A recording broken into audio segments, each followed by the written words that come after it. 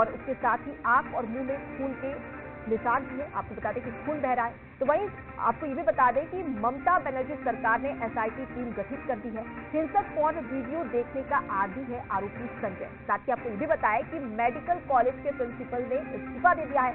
देश भर के रेजिडेंट डॉक्टर्स अब हड़ताल कर रहे हैं और इनकी सिर्फ और सिर्फ ये मांग है कि जो महिला डॉक्टर है जिसके साथ में इतनी दरिंदगी की गई है, उन तमाम आरोपियों को सख्त कार्रवाई करने के साथ में ही उन्हें सजा दी जाए और उसके साथ ही डॉक्टरों को सुरक्षा भी प्रदान की जाए।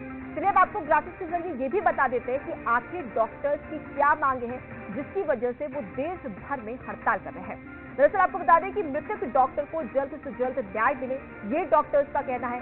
विरोध कर रहे डॉक्टर्स पर पुलिस बर्बरता ना करे, यानी कि विरोध के दौरान, प्रदर्शन के दौरान इस प्रकार से डॉक्टरों पर पुलिस हावी ना हो। मृतिका के परिवार को मुआवजा दिया जाए, हेल्थ वर्कर्स की सुरक्षा के लिए प्रोटोकॉल जारी हो और साथ ही central health care protection act लागू करने के लिए कमेटी भी बनाई जाए, ये डॉक्टर्स की मांग है। और इन्हीं मांगों को लेकर लगातार देश भर में हड़ताल की जा रही है।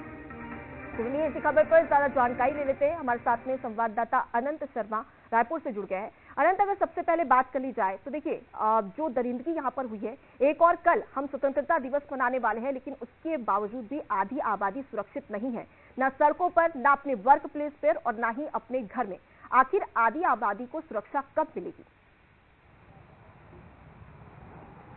बिल्कुल साफ तौर पर देखिए, जिस तरीके से कोलकाता में एक घटना सामने निकल कर आती है, जिस तरीके से एक दरिंदगी जो है वो देखने को मिलती है। लेकिन देखिए, बार बार बात होती थी निर्भया कांड की। निर्भया कांड के बाद देश में अगर बात करें, लगातार महिलाओं को संरक्षित करने के लिए, देखिए संरक्षण के लिए जो होते हैं उपाय, जितने उनकी अगर बात करें, जिस तरीके से रेप के केसेस निकल कर सामने आ रहे हैं, कोलकाता में एक इतनी बड़ी घटना होती है, इसका विरोध जो है, क्योंकि एक पूरे डॉक्टर एसोसिएशन के लिए कहीं ना कहीं एक कालिक थी, एक तरीके से देखी जाए इस पूरी घटना को अगर देखा जाए तो।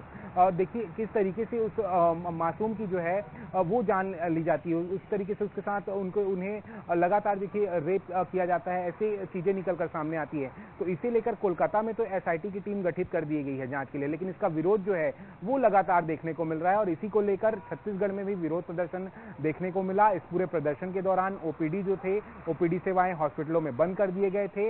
इसके अलावा अगर देखिए बात करें तो एक मांग जो थी अब वो उठने लगी है कि हेल्थ जितने वर्कर्स हैं, उन हेल्थ वर्कर्स के लिए जो हेल्थ प्रोटेक्शन जो लॉ होगा, जो कानून होंगे, वो जल्द से जल्द बनाए जाए, इनकी मांग जो है वो कर रहे हैं। उसके अलावा देखिए, इस विक्टिम को जो है एक तरीके से जो अन्याय उनके साथ हुआ है उस पर न्याय दिलाने की आवाज जो है वो पूरे देश भर में उठाई जा रही है। तो छत्तीसगढ़ में भी जितने डॉक्टर एसोसिएशन के जो लोग हैं वो इसको लेकर प्रदर्शन करते नजर आ रहे हैं। कई जगहों पर कैंडल मार्च जो है वो भी निकाले जा रहे हैं। राजधानी रायपुर में भी आज तमाम अस्पतालों में ये जो प्रदर्शन थे वो देखने को मिले। प्रदर्शन जारी है, लेकिन अगर बात कर ली जाए तो कल केंद्रीय स्वास्थ्य मंत्री जेपी नड्डा डॉक्टर्स की टीम से मिले थे। उन्होंने कहा था कि जो भी मांगे हैं हम उसे पूरा करने का प्रयास करेंगे।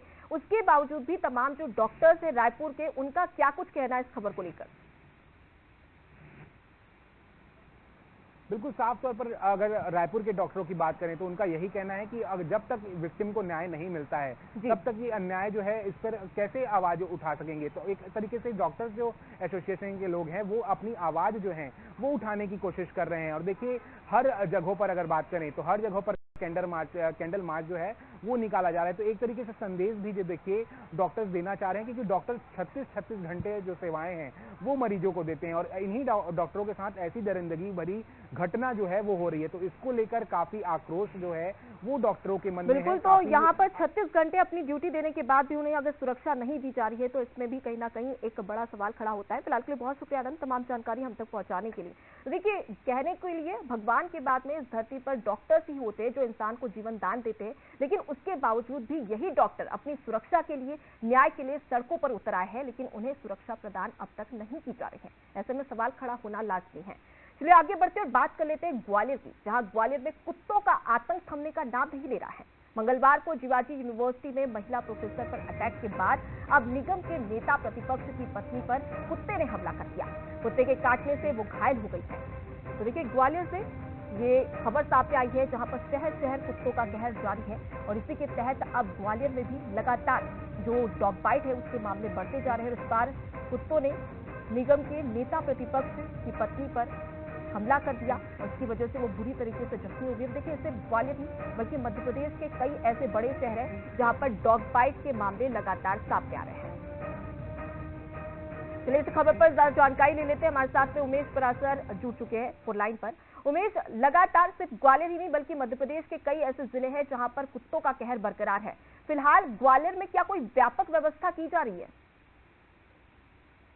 देखिए अनुपमा, बिल्कुल ये सही बात है कि लगातार जो है स्ट्रीट डॉग का आतंक ग्वालियर में देखने को मिल रहा है और लगातार जो है इस तरह की घटनाएं भी आ रही हैं। अभी देखिए 2 दिन में अगर लेटेस्ट 2 बड़ी घटनाएं मैं आपको गिनाऊं तो यूनिवर्सिटी की जो प्रोफेसर है वो घूमने गई थी और उसी समय कुत्ते ने उस पर अटैक कर दिया और उनके पैर में काट दिया, जिससे वो बुरी तरह जख्मी हो गए। उनको अस्पताल में भर्ती कराया गया। दूसरी घटना जो है सामने आ रही है। अगर पिछले 48 दिनों की अगर बात की जाए तो तकरीबन 8000 के आसपास जो डॉग बाइट की घटना ग्वालियर के 3 अलग अलग अस्पतालों में आई हैं। यानी एक ये चौंकाने वाला आंकड़ा है, एक बड़ा आंकड़ा है। अब देखिए, दूसरी तरफ नगर निगम की जिम्मेदारी होती है जो स्ट्रीट डॉग है उनको उचित स्थान पर भेजा जाए और उनकी नसबंदी की जाए और इसके लिए बाकायदा एक 3 करोड़ रुपए का जो ठेका भी दिया गया है। लेकिन नगर निगम के द्वारा अब जो है डॉग पकड़ना पूरी तरह से बंद कर दिया गया। यही वजह है कि लगातार जो है स्ट्रीट डॉग की संख्या बाजारों में बढ़ रही है और खासकर यूनिवर्सिटी में बात की जाए तो अब